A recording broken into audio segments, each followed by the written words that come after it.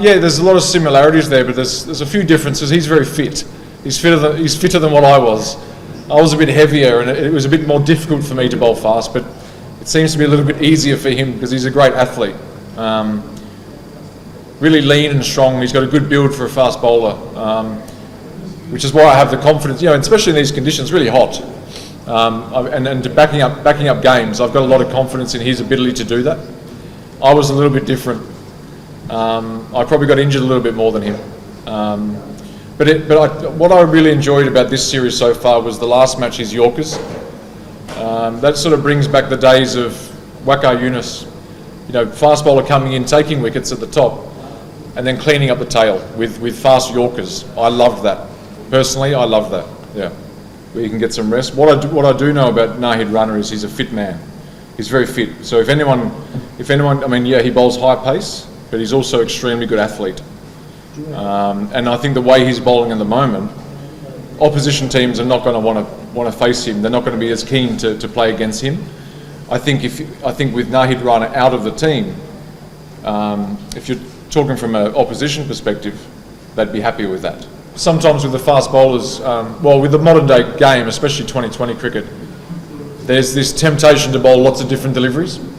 So I think chatting with Nahid, he's a smart guy, and without making it too complicated at the moment, I think what's working for him is great. He does have a slower ball, but if there's no need to, I sort of said to him, if there's no need to bowl it, you don't have to bowl it.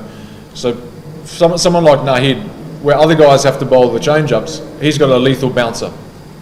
So a lot of guys, the slower bowlers, 130 bowlers, don't have a lethal bouncer. So it's probably not a wicket-taking option, whereas that might be. Whereas for Nahid Rana, it's the other way at the moment.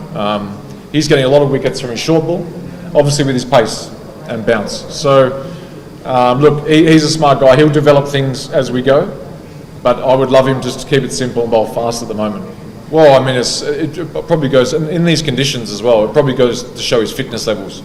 That's the biggest thing. If he's fit enough when it's really hot to keep running in for all 10 overs and bowl at that pace, that's really encouraging. He's an asset.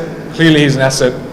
I think it's just taken time for him to get a chance to play consistently, and I think he's showing now what he's capable of.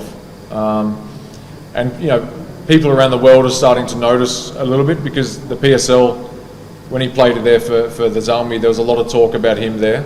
So obviously when you get a young bloke bowling 145, 150, it creates noise and excitement.